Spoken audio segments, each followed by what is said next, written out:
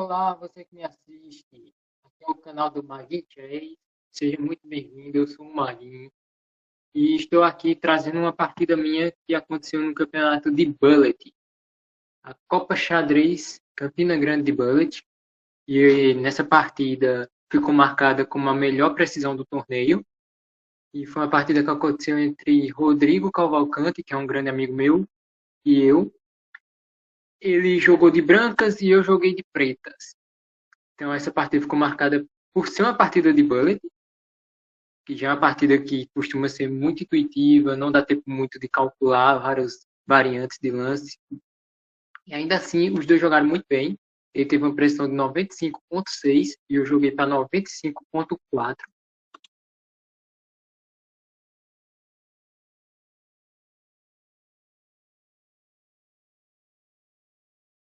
E ambos jogaram uma partida excelente. Na abertura, ele teve 97 e eu 99 de pressão. Foi um pouquinho melhor que ele na abertura, mas o meio de jogo foi bastante equilibrado e o final também foi bastante equilibrado. Então vamos lá aprender com essa partida, vamos lá assistir essa partida, certo? Vou estar aqui comentando as minhas ideias e o que aconteceu na partida agora. Então, o Rodrigo ele jogou a inglesa e eu respondi com o cavalo F6. Lembrando que essa aqui é uma partida de bullet, então vai ter por melhor que os dois jogadores tenham jogado. Vai ter lances intuitivos, vai ter lances que não foram muito bons, mas vamos lá, estamos aqui para jogar xadrez, né? Então ele fianquetou, ele veio na ideia de querer fianquetar o bispo, que é uma ideia clássica da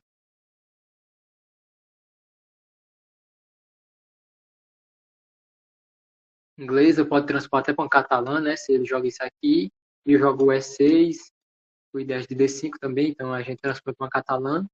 Não foi o que aconteceu na partida, mas é possível. Eu vim na ideia de fianquetar meu bispo também, então a gente ia jogar os dois com os bispos fianquetados na ala do rei. Ele desenvolveu o cavalo, eu desenvolvo meu bispo fianquetando, que era a minha ideia. Ele desenvolve o bispo dele, e aí eu faço o roque. Então eu já comecei priorizando o desenvolvimento do meu cavalo rápido, o desenvolvimento do bispo rápido para fazer o roque. Essa foi a minha ideia inicial. E aqui ele, de fato, termina de entrar de maneira teórica ali nos lances, na inglesa, tanto que a máquina aqui até aponta minha precisão contra a inglesa. Eu não costumo jogar a inglesa de brancas, mas de pretas eu acabo enfrentando bastante a inglesa. Então, em 78 jogos, eu tive 51% de vitória jogando contra a inglesa.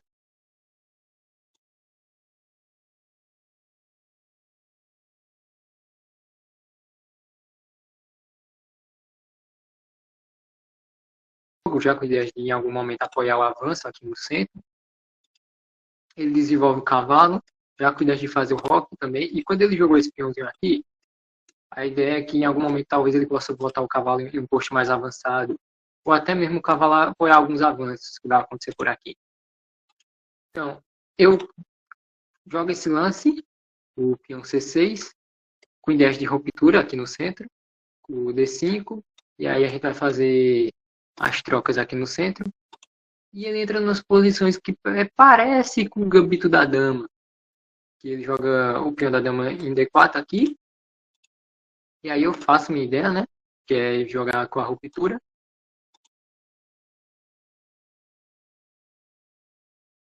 Então coloco o peão no centro, fica simétrico aqui os dois peões da dama no centro, são os dois peões mais avançados até o momento.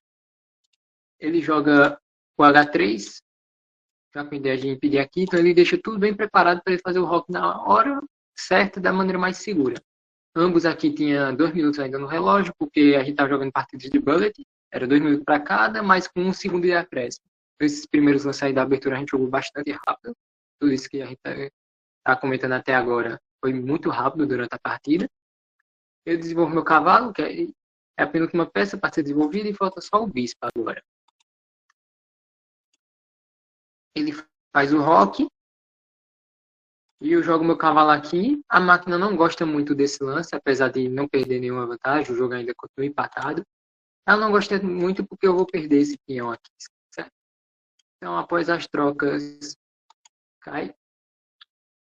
Na verdade, esse peão não cai 100% porque eu tinha essa tomada aqui, mas realmente dá chance perdida. Nesse caso aqui, deu uma chance perdida da minha parte, no meio de jogo, por conta que eu podia ter capturado ali.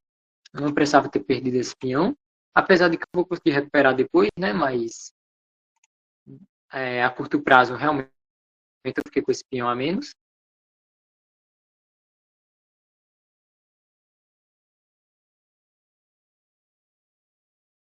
Espero que no meu áudio esteja tudo de boa. Mas vamos lá. Então, tendo essas trocas, né? Eu poderia ter desenvolvido o bispo também. Ao invés de jogar o cavalo ali, eu poderia ter desenvolvido, priorizado o desenvolvimento.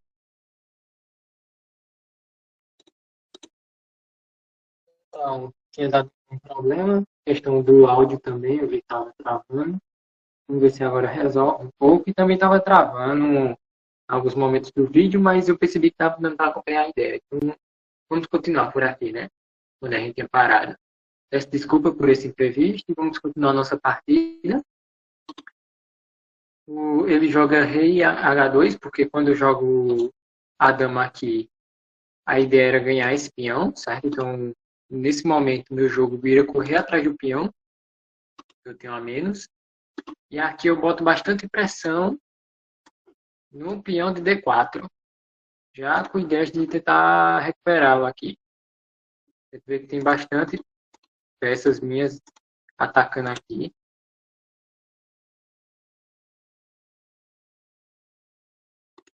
Tanto que ele joga a dama, e aqui é uma imprecisão da parte dele, porque ele joga a dama tentando ativar um pouco mais a dama, ao mesmo tempo que ele coloca apoio aqui, mas ele não defende esse peão. Então eu faço o cálculo e eu vejo que eu consigo recuperar o peão. Eu vejo que eu consigo recuperar o peão, então eu vou lá e recupero o peão. Então agora a gente ficou com 5 peões para cada lado. Ele troca a dama primeiro, mas isso não impede do fato que a gente já está com o peão igualado. E também a gente vai com uma série de trocas agora. Você vai trocar o cavalo, eu vou trocar também, a gente vai trocar os bispos. No fim, ele parece que continuou com um peão a mais, mas esse peão aqui dele está meio solto. E eu vou atrás desse peão, porque a torre não vai conseguir defender esse peão por conta do meu bispo na diagonal. Então, o bispo que eu joguei lá atrás, que eu desenvolvi lá atrás, vai começar a ser importante nessa posição.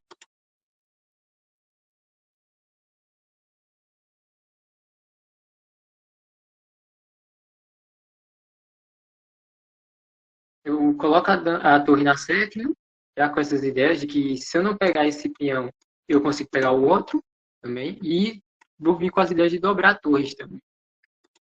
Então ele tenta colocar o bispo atacando minha torre, mas aí vem a dobrada na sétima fileira.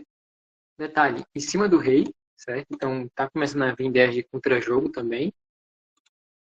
Ele aproxima o rei para defender o peão, mas aí eu recupero o peão que ele havia capturado aqui embaixo com o bispo. Eu consigo recuperar agora com a torre e o jogo está igualado materialmente.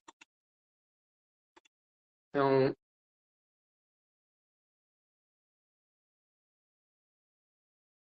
eu busco uma série de trocas agora, então a gente troca os bispos e vai se caminhando para o final do jogo, né? Aqui eu estava avançando porque não tem muita coisa interessante acontecendo, não. Ele vai tentar ganhar esse meu peão aqui. Então ele vai trazendo o rei para o centro. E aos poucos a gente vai tentando trazer o rei para o centro. E avançando os peões. Eu vou buscar trazer meu rei e ele também já está centralizando mais o rei dele. Os finais é muito importante ter o rei no centro, que vira uma peça a mais no jogo. Então, eu protejo o rei do cheque aqui da torre.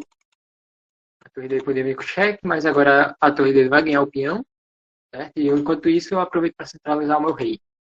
Então, já preparo aqui para que essa torre comece a marcar o peão que vai começar a avançar por aqui. Ele dá cheque no meu rei simplesmente sai, eu levo o cheque, meu rei sai, ele avança o peão. Mas aí, detalhe, essa torre dele está muito atrasada e ele não podia ter tirado antes. Porque se ele tira essa torre daqui, eu tomo o peão por cheque. Então, eu aproveitando o fato que essa torre dele está atrasada, eu vou começar a vir atrás do peão. E aí vai ser duas torres contra uma. Vai ser duas torres atacando o peão contra uma defendendo. Então eu vou conseguir eventualmente recuperar esse peão. Então ele tenta continuar avançando o peão, atrasar o máximo que eu recupere. Então ele dá cheque, avança o peão mais uma vez, mas aí eu coloco minha torre atrás e é certeza que eu vou recuperar esse peão no próximo lance. Então ele traz a torre para o jogo, a torre que não estava no jogo ele traz para o jogo. Eu recupero o peão, então aqui a gente está igualado, ó, totalmente simétrico.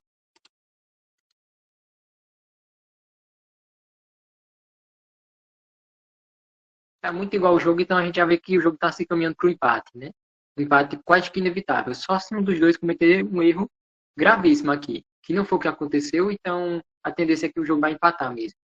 Jogos assim. Então ele simplifica mais ainda, captura a minha torre, eu captura a dele, e tentando finais de torres com peões igualados e simétricos, então isso aqui é um empate, teoricamente isso aqui já é um empate, mas os dois têm que jogar muito bem, então a gente vai tentando mover ali a torre de maneira mais tranquila. E eu vou tentando ativar também a minha. Ele dá cheque, eu puxo meu rei pro centro.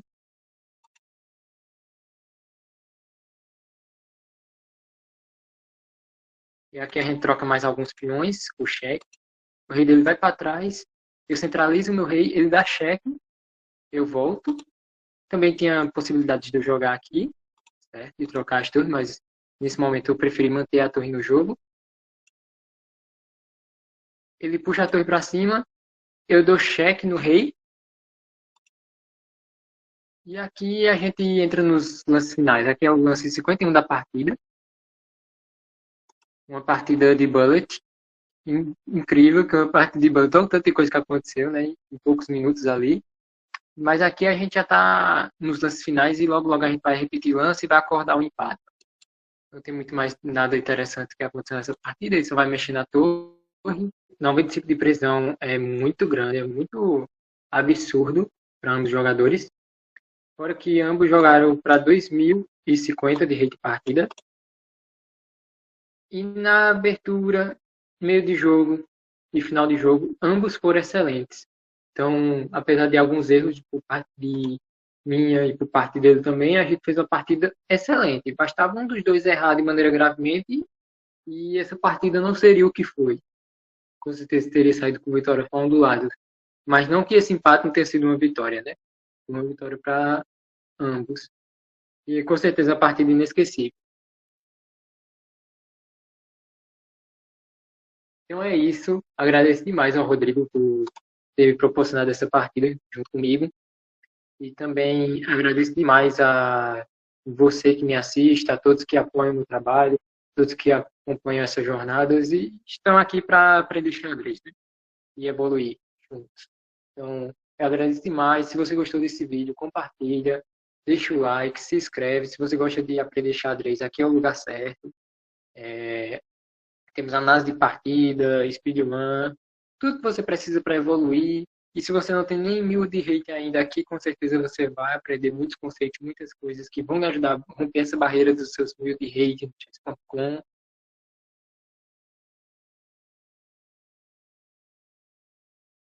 E fazer voos até maiores que eles. Então, pode contar comigo. Tamo junto e até a próxima. Valeu!